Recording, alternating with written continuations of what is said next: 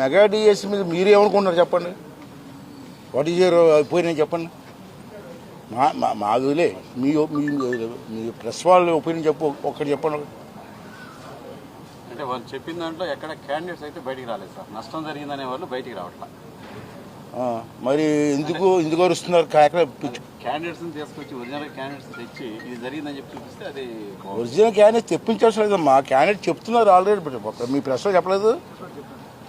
అసలు ఎన్ని వదిలేనమ్మా, రాజకీయాలు వదిలేండి. అస్సలు మెగా డిఎస్సిలో తప్పు జరిగిందని మీ ప్రెస్ వాళ్ళు ఎవరన్నా అనుకుంటున్నారా? అలా ఓపిక మాట్లాడుకుంది, తప్పు ఉంది. అక్కడ ఏమీ జరగలేదమ్మా.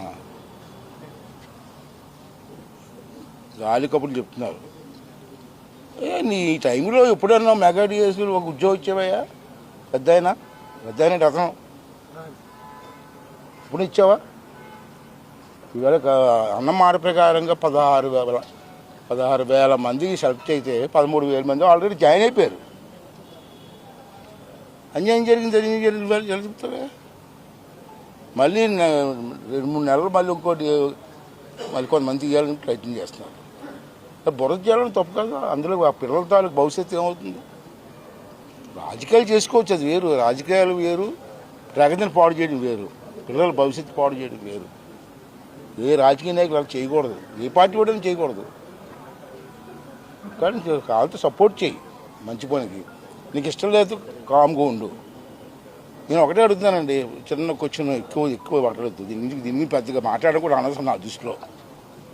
పనికిమాల ఇష్యూని ఎక్కువ మాట్లాడడం కూడా తప్పు. మాట్లాడలేదు. రేపు 17వ తారీఖు నుంచి అసెంబ్లీ ఉంది. మీరందరూ వచ్చి ఇదే ఇష్యూని అసెంబ్లీలో అడగండి. అదే అసెంబ్లీలో ఎడ్యుకేషన్ మినిస్టర్కి సమాధానం చెప్తారు కదా. అసెంబ్లీ సాక్షిగా వరల్డ్ మొత్తం టీవీలో చూస్తారు కదా. రండి, ఇప్పుడు అసెంబ్లీకి రండి. నేను మీ ద్వారా వెల్కమ్ చేస్తాను. జగన్మోహన్ రెడ్డి గారు, మీరు మీ బ్యాచ్ రండి అసెంబ్లీకి. ఇదే ఇష్యూని అసెంబ్లీలో మాట్లాడండి. దానికి మంత్రి గారి సమాధానం ఇవ్వమని చెప్పి నేను చెప్తాను. నేను ఆర్డర్ వేస్తాను యాజ్ ద స్పీకర్గా. మంత్రి గారు సమాధానం చెప్తారు. దానికి సాటిస్ఫై అవ్వకపోతే అప్పుడు చూద్దాం. అడగకుండా అసెంబ్లీకి రాకుండా మాట్లాడకుండా బయటికి ఎంతాను ఆ చెట్టు మించి చెట్టు మీదకి అని చెప్పి చిన్నపిల్లలు మారాయించడం ఒకటే. హోదా ఇస్తేనే వస్తాడట. ఎవడిస్తాడు? ప్రతిపక్ష ఇక్కడ హోదా స్పీకర్ అంటున్నావు, స్పీకర్ అవ్వచ్చు అంటున్నావు. నాకు అధికారం నాకు లేదు. సర్టన్ నెంబర్ ఉండాలా, టోటల్ నెంబర్లో సర్టన్ నెంబర్ ఉండాలి. ఆ నెంబర్ ఉన్నప్పుడే ప్రతిపక్ష నాయకుడు హోదా వస్తుంది. నీకు ఆ నెంబర్ లేదు. కర్మకాలిపోయి ఏం చేస్తాం మనం? ఏం చేద్దాం? ఏం చేయగలం? నా చేతుల్లో ఏం లేదు. మీరు ఇవ్వచ్చు అంటాడు. నేను గెలుస్తాను. అసెంబ్లీకి రాకుండా చెప్పండి, న్యాయంగా చెప్పండి. పార్టీలు వద్దు. పార్టీలు ఇప్పుడు పార్టీలు ఏమున్నాయి లేదా రాజకీయాలు. ఇప్పుడు మీరందరూ పనిచేస్తున్నారు కదా, కొంతమంది ఫ్యాక్టరీలో పనిచేస్తారు కదా. ఉద్యోగం చేయకుండా, ఉద్యోగానికి వెళ్ళకుండా, డ్యూటీకి వెళ్ళకుండా జీతాలు తీసుకోవడం కరెక్టా కాదా? ఇప్పుడు ఎమ్మెల్యేలు మేము ఉన్నాం, ఎమ్మెల్యేలు గెలిచాం, మాకు నెలకి జీతాలు వస్తాయి. ఎందుకు ఇస్తారు జీతాలు? మాకు ఏదో సేవ చేస్తున్నారు ప్రజలకి, ఖర్చులు, దారి ఖర్చులు, ఈ ఖర్చులు ఉంటాయని చెప్పి జీతాలు ఇస్తారు మాకు. నువ్వు అసెంబ్లీకి రాకుండా జీతం ఎలా తీసుకుంటావు? ఎమ్మెల్యేగా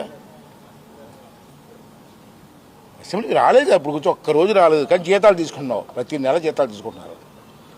అసెంబ్లీలో ఉన్న సిట్టింగ్ ఛార్జెస్ ఉంటాయి మాకు రోజుకి ఎంత అని, అవి కూడా తీసుకుంటున్నావు. నువ్వు అసెంబ్లీకి రాకుండా సీట్లో కూర్చోకుండా సిట్టింగ్ ఛార్జెస్ ఎక్కడ తీసుకుంటావు? అది ధర్మమా? అది న్యాయమా? జగన్మోహన్ రెడ్డి గారు చెప్పండి.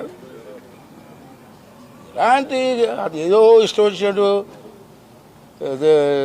కోతిపిల్లకి గెంతుంటే దానికి మేము సమాధానం చెప్పాలి. సరిగ్గా మాట్లాడు, మీ సమాధానం చెప్తాం. రా, సరైన ప్లేస్కి రా, మాట్లాడదాం. అందరూ ఎందుకు అసెంబ్లీకి రా? రేపు 4 రోజులు టైం అసెంబ్లీ ఉంటుంది. 4 రోజులు ఇష్టం వచ్చిన క్వశ్చన్లే. దానికి కాన్సర్న్ మంత్రిగా సమాధానం చెప్తాం. అంటే దాని గురించి మాట్లాడడం అనవసరం అండి. ఎక్కడ ఏం జరగలేదు, వరద జరుగుతున్నారు తెలుసుకోండి. చూద్దు ప్రజలకి. ప్రకాశం జిల్లాకి మొట్టమొదటిగా స్పీకర్గా వచ్చిన మీ అభిమానులు ఎన్టీఆర్ గారిది, మీ పాత మిత్రులు రామచంద్ర గారు ఎట్లా అనిపిస్తుంది? ఇంకా రోజులు గోల్డెన్ డేస్ అండి. పెద్ద ఆయన ఎన్టీ రామారావు